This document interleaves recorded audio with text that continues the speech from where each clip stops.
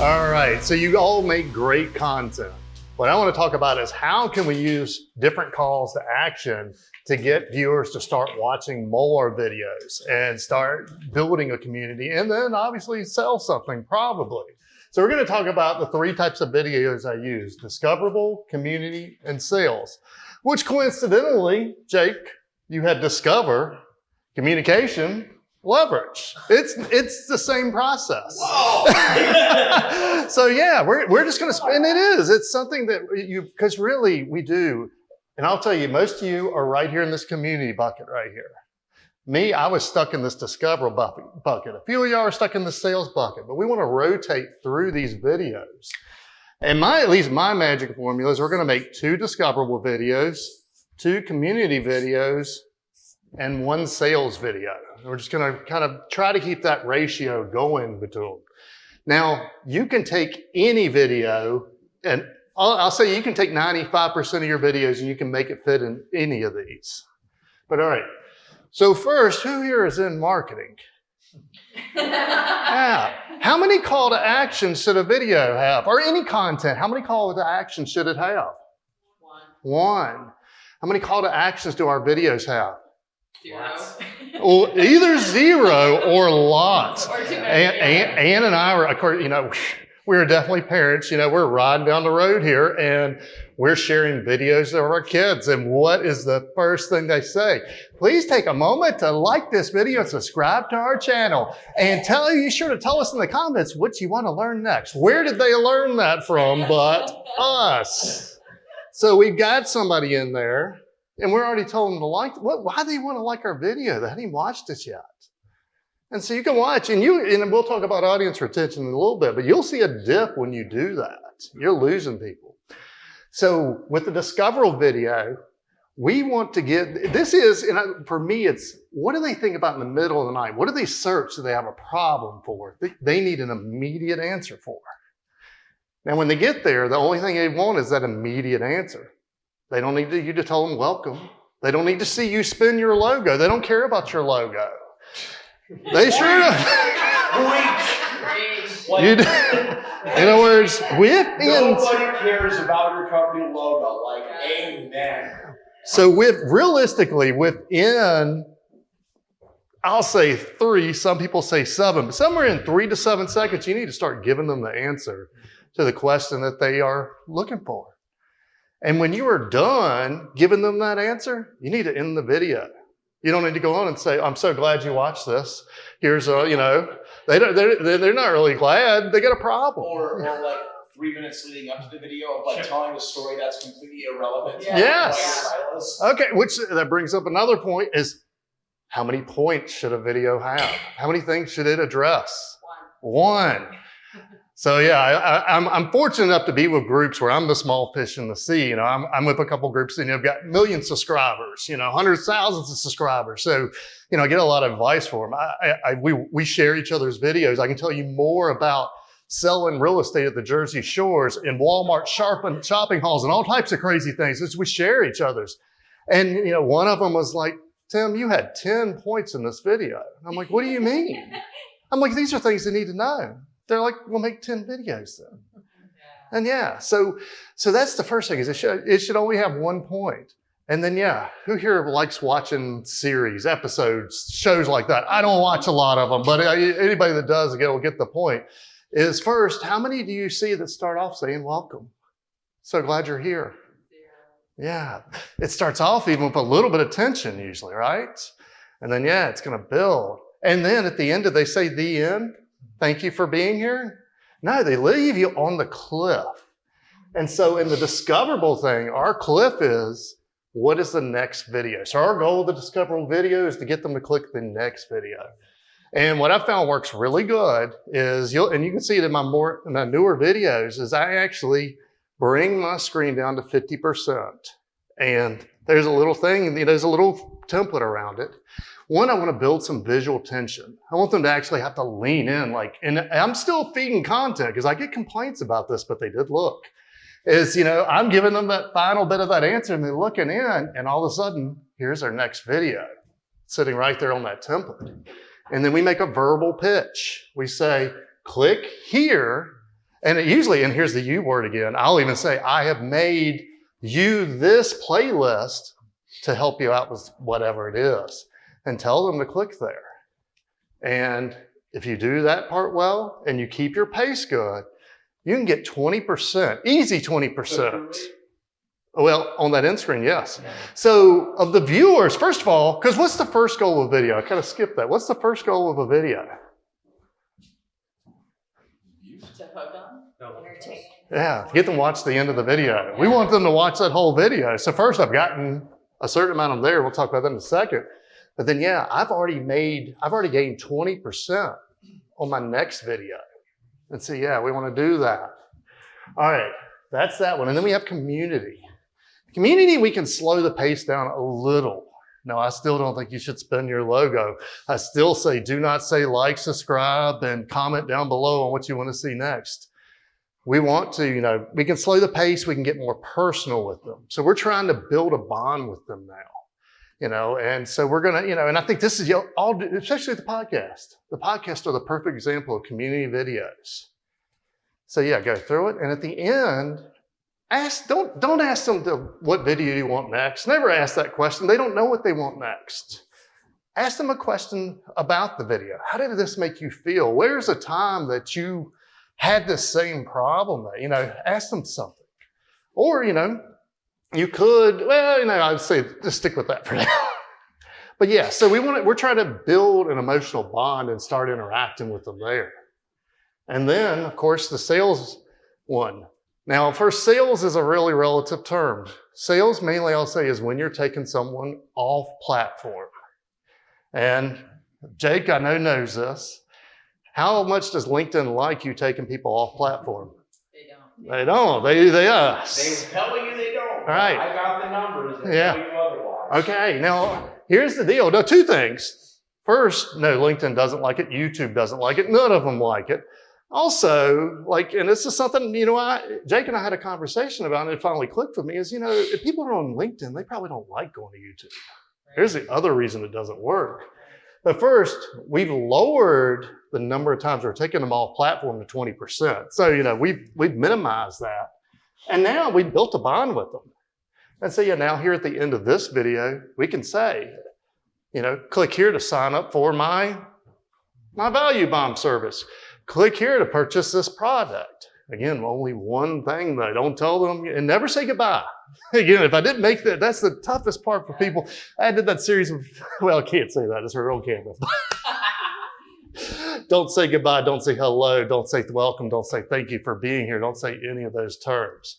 All right, so how do we measure whether a video is good or bad? Well, YouTube, in your case, you have watch time. All right, watch time. For me, I wish LinkedIn would give me analytics and watch Yeah. time. That's one thing I wish LinkedIn All would. right. What else do we got? Comments, followers. Oh, come on, spit out the one everybody wants. Oh, y'all talk about all the time. Views, right? Yeah. Views are the most worthless metric there is, because it tells you nothing about how you're engaging with that person. I can put a video out and I can get, tons of views. I just put out a video today. Actually, I went ahead and did it because I was like, this will be perfect for this. In fact, we'll check it now. I'll check. I was just there today. It currently has 92 views. Yes, exactly. I'm sure it's a number 10. Let's see. It is. It's 10 out of 10. So it's the worst video out of my last 10 videos. That video, though, is to get somebody out of a pinch in the middle of the night. Now, am I building a bond with them when I do that? Definitely. All right. So what I say, the big thing you need to look at is your audience retention. And it's just kind of part of watch time. But okay. So we're going to have, actually, we'll go through a couple of them here. So audience retention, pretty much you have 100%, 0%. This is the number of people watching your video from the beginning to the end. And I would put money, and anybody that wants to, I'll go through this with you. I guarantee you, your audience retention looks just like that. Now, this is not necessarily a bad thing for a community video. This is your community right here. The rest of these guys clicked on, it was like, no, this isn't what I'm looking for. But you still can be nurturing. If this dips down and then it stays steady, you still have a good audience. Now, when YouTube, though, it's a little algorithm thing, looks at this, are they going to surface this video? No, they're going to look at it and be like, no, we don't want to deal with that. So they're not going to surface it. And that's why we have to have those discoverable videos. The other thing you'll see is you'll see it go out like this, and then it dips. I put money that you just told them. Either you spun your logo or you told them to like, subscribe, and comment down below. And they're like, I don't want this. I went through a class and we went through every video for like the last 50 videos. Or you showed an ad. Yeah, and okay, YouTube's actually not bad at placing those ads. They look at this to figure out where to place them too.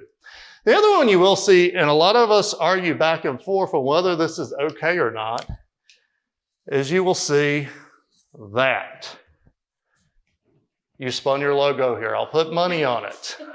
But they know that. They already know who you are. They know how long your thing is, and they're going to skip over that amount of your video. And some people say this is good because this is branding. I say your face is the branding. You know, how many Megans are there out in the world? One. How many Gails are there out in the world? That's right. I really say that. So I say if you're going to do a brand, because really I gave on this, I do have a branded intro. It's 2 seconds. It was 1 second. And after a lot of argument, I gave up and I made it 2 seconds. And it's just enough for them to know, oh, what's TW? That's really all it is. But yeah, so you'll see that. But okay, what you're hoping for is 100. Everybody see that? I need to flip the page. Okay.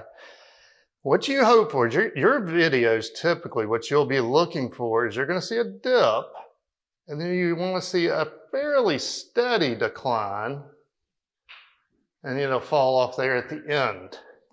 Now, even when you go to YouTube's, you're going to see a line right here on 30 seconds, and 30 seconds is kind of the magical number.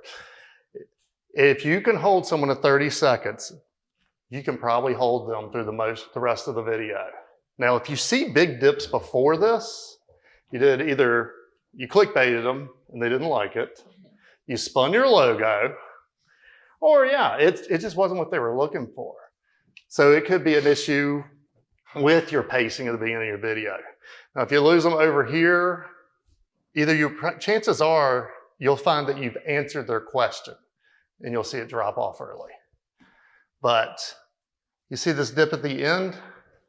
So that's this part and this part are the two important pieces of this. So we have this part, so that's really, if we can hold them to 30, we should be able to get them through.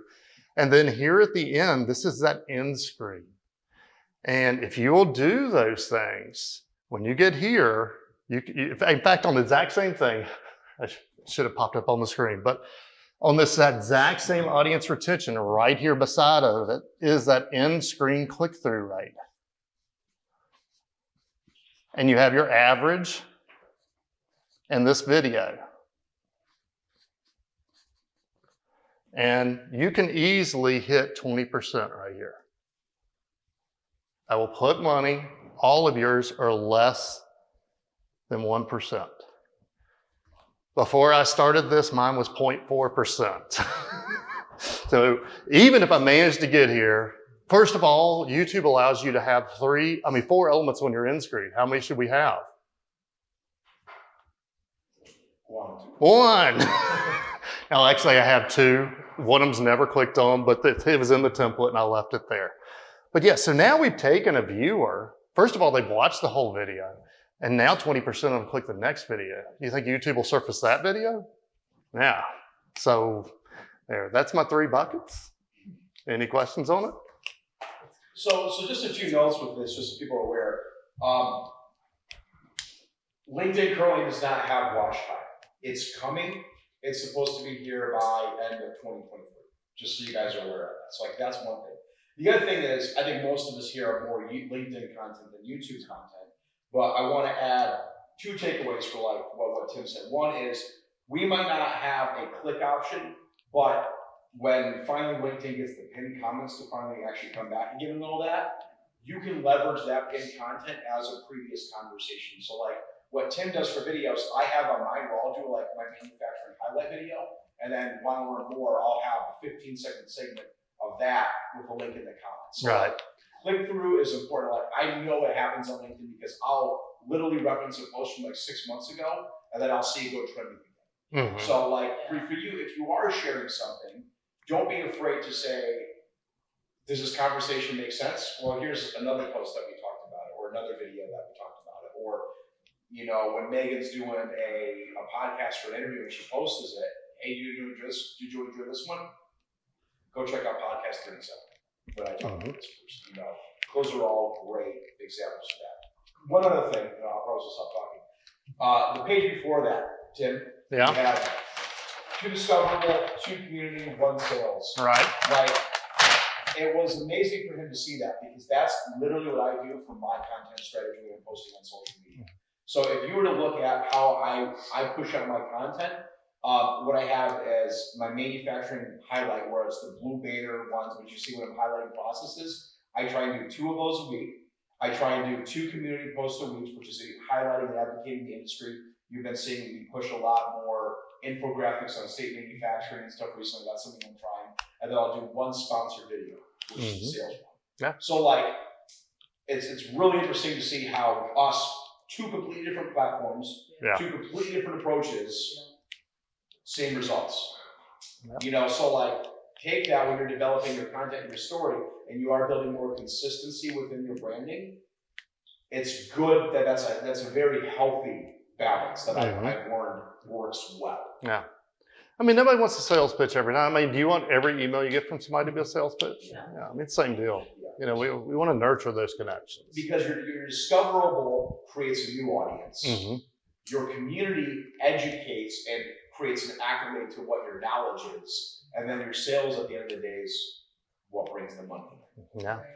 Can you break down the discoverable a little bit more? So this, you know, what I say is there's a couple, how would we find it? Like what would be a discoverable, how you find a discoverable? So discoverable really is, what is that question that somebody calls and says, how do you do this part? Yes. And not necessarily education, because that could be community too. If you're nurturing something, but I can't even think of one that, you know, gosh, why can I not think? I'm in a group of marketing people. I can't think of a marketing question. Yeah. Common questions that you get usually would be the ones. There's an interesting thing from the book, Sean Cannell. You follow him. He talks about you really start discoverable based on what people are searching for, and you start answering them simple, stupid questions. Yeah. So for me, when I created the industrial marketing YouTube channel, I looked up at an AI engine and answered the public what were the most common questions related to industrial marketing. And the number one was, what is industrial marketing? And so it was actually a tougher question to ask, but it was the simple, stupid question. And when you look at anything, the things that go viral and that are engaged is because people need answers to very simple questions. Right. So whether you're talking about automation, you're talking about controls, you're talking about robotics, people are going there to solve problems. And if you look at the studies that like Global Spec did years ago, consistently, engineers are going to video. They're answering their questions. They're spending more and more time there. So that discoverability, and actually now with all the AI tools, like actually look up like what things are being searched. You know, I think the discoverable strategy, community strategy, sales strategy makes a ton of sense. One other good thing to think about, because the next thing I always hear is, well, there's so many big channels, there's no way I can get a foothold. One way that is really good to make discoverable content is obviously, I hope everybody watches competitors' videos to try to figure out what to do, but don't try to copy their video. At the end of it, think about what was missing from their video. And then make a video on it. Read the comment section. Yeah. And then make a video on one of the questions in the comment section. Absolutely.